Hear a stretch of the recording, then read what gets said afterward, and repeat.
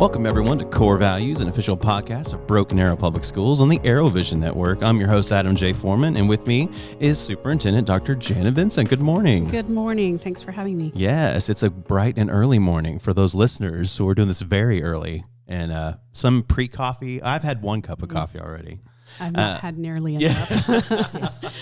We have some very special guests today. We have Jennifer Peterson, who's Executive Director of Elementary Instruction. Good morning, Jennifer. Good morning, Adam. Are you awake? I am wide awake. Okay. And then Kay Long, Assistant Principal at Country Lane Primary. Good morning, Kay. Good morning, But Adam. you have so many other hats you've worn. We're going to get to that soon. Okay. I promise. This is your life.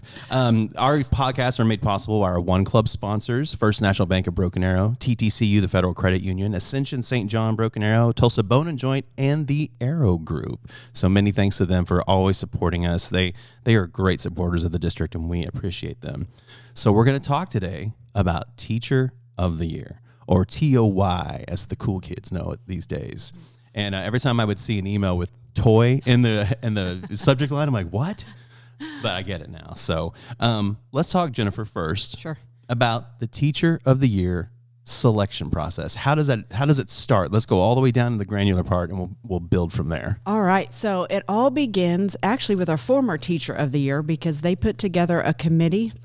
It's basically a nominating committee that they communicate that with the staff during that time. And so it actually starts in late September, early October. And so they begin that nomination process. Any teacher can be nominated. And so any certified teacher can be nominated. So they move on from that. They narrow it down to the top three. They vote, and then we get our site Teacher of the Year. From that point on, I just this past week got to meet with all 30 of our Teachers of the Year. We have 30 Teachers of the Year? Well, what we have done, because we have our, is it 30 or is it 28? It's 28. It changes. Well, because of all of our sites, we nominate 2 from our high school because it is so large. And this year we added Vanguard Academy. Oh, yeah, so that's right. So that's why our numbers have gone up. So we meet with them, and that is like, you talk about a bucket-filling meeting, that is, just to see their energy and their passion, because they wear it on their faces. It's amazing. But from this point, we go over the whole portfolio process with them, and then the interview process. So we kind of walk them through what that's going to look like. We put together 2 separate committees, an interview committee and a portfolio committee. That is a cross-section of our district, meaning we get representatives pre-K through 12, and we try to get just about every area. But both of those committees are made up of 8 members. The Teachers of the Year, I think, are quite surprised when they look at that portfolio, because it's quite extensive. But when they write it, they're ready for the State Teacher of the Year process. So whenever our final Teacher of the Year is named in April, our District Teacher of the Year, they're pretty much ready to move on. And so they spend from now, so November all the way to February, that's when their portfolios due. They will do their interviews in March, and it's a culmination of those 2 scores. We utilize rubrics, and then we add those 2 numbers together, and that's how we come to our Teacher of the Year. We want to do it as objectively as possible. One, I got to interject something. People might be saying, why isn't the current District Teacher of the Year on the podcast this morning? And it's because she had to go out of town, do teacher stuff. She had to do her job. Yeah. So she's not with us. But that's Michelle McCarver from Rosewood. And Dr. Vincent, you got to meet her over the last year. Tell me about Michelle. Oh, she's an amazing person, first of all. And I was just thinking about over the years, Michelle, I think, embodies what I've seen in our Teachers of the Year every year. And that common thread that you see each year come out of Broken Arrow is that first, teachers care about our students. It's this, just this core love for kids and making sure they have exactly what they need to move on to whatever's next. And I think that's just the common theme. And then each one of them kind of has their own spin on what they're passionate about and how they pour into our kids. But that common thread is, and I think Michelle has really embodied that care that we have really needed in the last year, especially. We've had a tough, 18, 20, What 19 are you talking years about? of COVID. But it seems like it's gone on forever. But Michelle really has been just the perfect teacher of the year for this season. Didn't she leave education and then come back because she wanted to help out? Like, isn't that her story?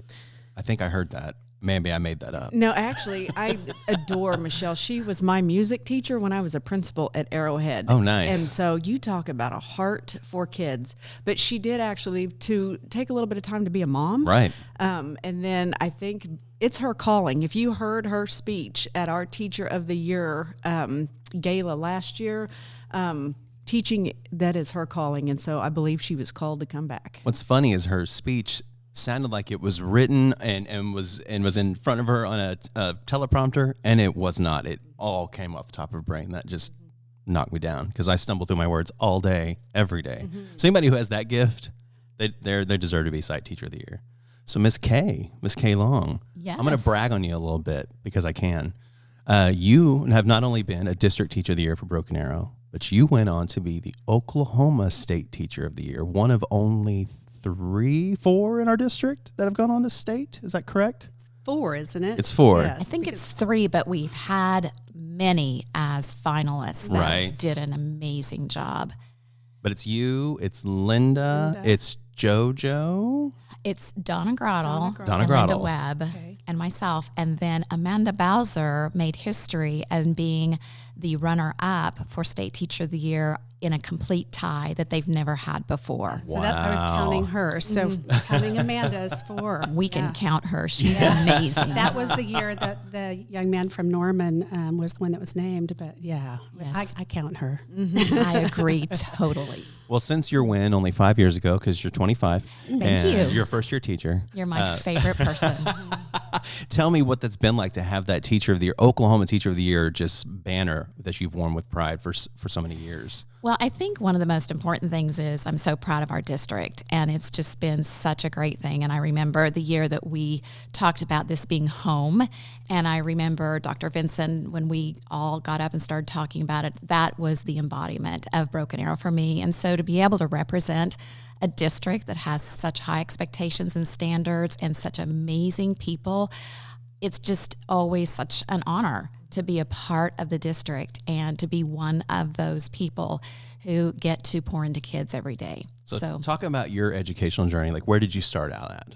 So I started out at ORU to get my degree and my certifications in general education and special education. And then I went overseas and got another degree and had a wonderful experience and came back and was at Leisure Park and got a chance to be a first grade teacher and pour into early childhood.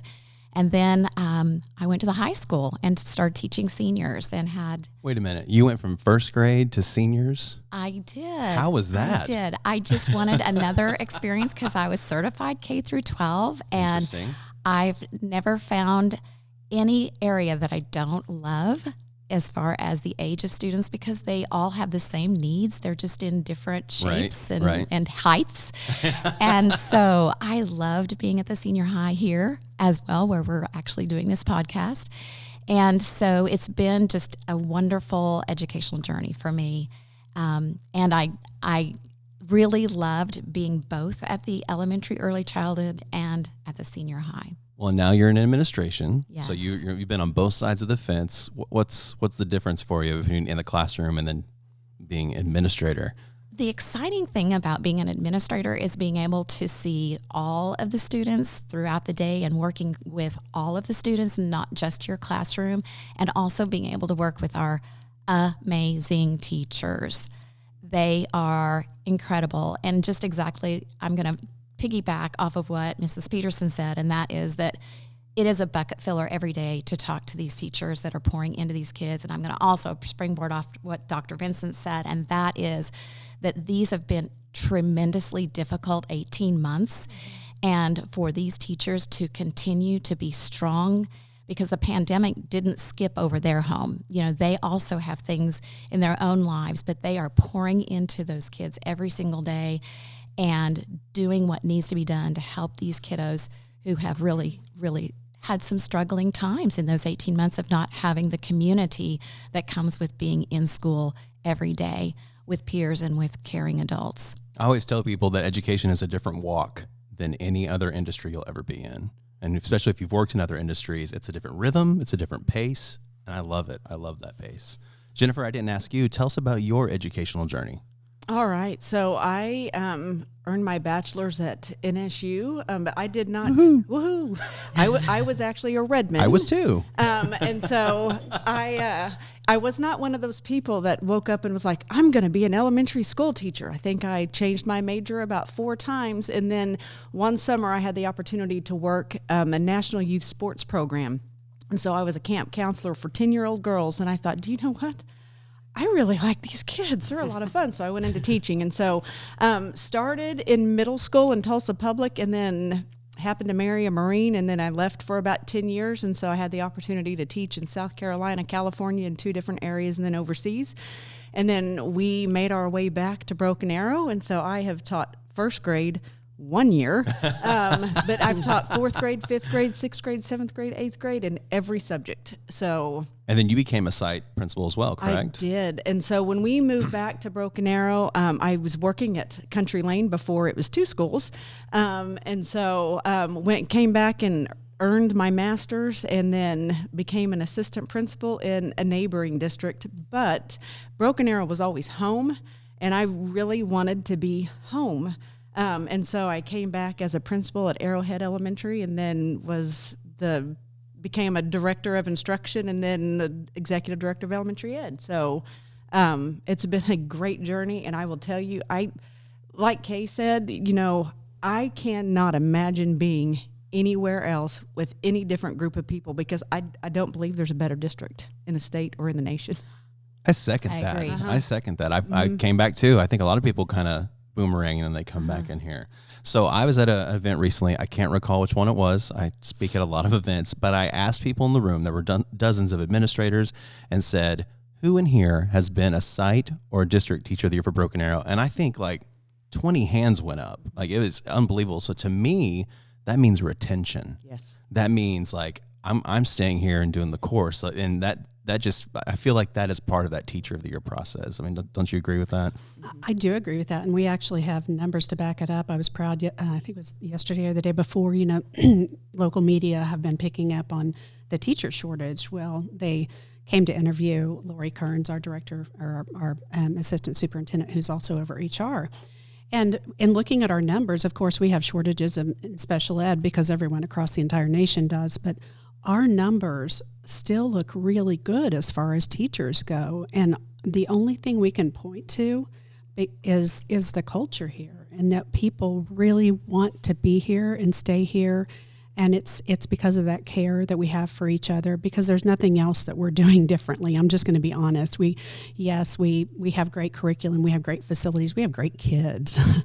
But that difference maker is making sure people feel honored and valued and cared for. And if you have those 3 things and then everything else is even, then they're going to want to stay here, because as Kay said, this is your home and you don't want to be anywhere else. That's like the buzzword of the morning. Home. It's your home. So let's throw a hypothetical out there. You're teacher of the year. You win. Woohoo. What does it mean now for you? What are your duties? What does it mean? Anybody? Okay, I'm going to speak. Yes, I have never been the teacher of the year. Me either. I taught for 10 years, and then I actually taught college, and then went into administration. But for me, and watching it means honor from your peers, which to me is the highest honor there could be. It's one thing if people externally that don't really know what you do honor you, but when your peers recognize you, that's something that it elevates you to a totally different level. And I think it's overwhelming when your peers recognize your work. That's funny, because one thing I told that group of teachers of the year was, I know I'm amongst some of the greatest teachers in our district, because teachers don't lie. I mean, if you're not, you are not great, I mean, they'll tell you. Kay cannot tell a lie. Yes. And so, I mean, that is so true. And one thing say, they will be the face of our district. They're the face of their site right now. And so, that's one thing Michelle and all of our past teachers of the year have done so beautifully is they move on and they are our face. They represent us every day in what they do, what they say, what they drive. What a great segue. Yes. Yes, our sponsor, Matthews Ford, gives them a vehicle for an entire year to drive around, and it's got all the wonderful decals on it that says, I'm the teacher of the year. I don't know if that's good or bad for them to be driving. I heard a former teacher of the year saying, I couldn't even have a glass of wine in public. Or speed. Which I thought was really funny. What about you, Kay, when you were teacher of the year? What are some of the things that you felt were your responsibility now that you were the face of the school district? Well, I want to also say that it is absolutely, no matter where you go in the process, the very first step when the teachers who eat lunch with you every day and work with you every day and are on playground duty with you, when they select you to represent them and this profession and our schools, it's the highest honor that you could ever have. So I can say that, and I totally agree, because they know you best. And so as you go through the process, some of the things that you have the opportunity to do is exactly what Michelle McCarver's doing today, and that is to represent the district with speaking engagements and really, but the most important thing to me is representing what the art of education is, because it is an art, it's not a job. And that privilege is something that is doing something for everyone that you're representing, because you're explaining that this is not a job. Jobs sound almost like it's something you have to do, but being able to be in education is really being able to exercise your art of working with children of all ages and helping them grow to be the people that they were meant to be. I think you just made our 30-second soundbite that's going to be on the preview. I heard that, like, oh my gosh, that just summed up the whole thing. It's amazing. I was thinking how that ties perfectly into that first core value. It's the responsibility of our calling. I mean, that's, and education is both a science and an art. Mm-hmm. And in our coffees where I've been speaking to teachers lately, I've been really trying to drive home the fact that they are the professionals. They are trained and educated in the science of education. And then when they get in the classroom, that's when they can draw out the art of education. That's a beautiful way of putting those two together. And I was actually thinking about our core value of being passionate about learning. Yeah. Because you can't be a teacher of the year unless you are passionate about learning. And that comes out so beautifully in their portfolios, that passion. And it goes right along with what you're saying. If we can actually do what we are passionate about, we're not going to have to work a day in our life. It's funny, I don't serve on the committee, just to be clear. I have no part of the decision of the teacher of the year, but I've heard rumors that in that committee that there's lots of tears reading those portfolios because they're so heartfelt and touching that there's just lots of Kleenex that get used in that little committee room. You know what else? It reinvigorates the teachers on the interview committee, because I have heard there's tears in those as well. And I have heard, oh my gosh, that is exactly what I needed at this time, because of they see the greatness that is in Broken Arrow. Yeah. Maybe we should all read those portfolios every day. Just go look at them, get that little charge. Okay, so quick little thing from each of you. We'll go around the table. What is your advice for the future teacher of the year that'll be named next spring? Kay, we'll start with you. Well, it's probably the advice I got from those that went before me, and that was never forget who you are and why you began this in the first place, because there's a reason that you are serving children every single day. Never forget that. Excellent. Jennifer. I hope this doesn't sound cliche, but I would say... It does. You're done. Okay. No, I would say enjoy the journey from the very beginning, because what I have learned from all of the teachers of the year, and even in my own time that I was a site teacher of the year, that portfolio, it's a growth and reflection process, and it is a real journey, and sometimes it is hard to get through, and then after it's all done, and just being able to enjoy that time, among your peers at the gala, and then just like I said, just enjoying the whole process, because it's kind of like a professional development that lasts for months. That's a great way of putting it. Excellent. Dr. Vincent, this is the one they'll all listen to. They'll write it down. Lord, that's a lot this of is what pressure. she said. So I think my advice would be, soak up the moment, but also know that you belong there. I think a lot of times as educators, we tend to say, oh, well, and we'll make an excuse that I only want it because, or, and we try to minimize our achievements. Man, soak it up. You belong there, and you earned that, and your peers are the ones that say you earned it. So, own it, stand proud, and know that, you're representing Broken Arrow, and that's something to be really, really proud of. Well, that's a good finesse of being humble yet proud of your accomplishments. Yes. And I think the Teacher of the Year embodies that, which we'll find out next spring when we announce the District Teacher of the Year at our annual gala that we have. Is it gala or gala? I've heard both. What's the consensus? I think it can be pronounced either okay. way. Yes. I don't know. I'll just spell it. I won't pronounce it. Well, that's all we have for today. Thank you so much, Kay Long, for joining us. Appreciate you being here. Thank you for having me. And Miss Jennifer Peterson, thank you so much for coming. And of course, Dr. Vincent. Thank you. One of these days, I'm going to just disappear from this spot, and it's going to be all you, and it's going to be amazing. Well, thank you all so much for tuning in to Core Values, our official podcast of Broken Arrow Schools, and we will see you next time.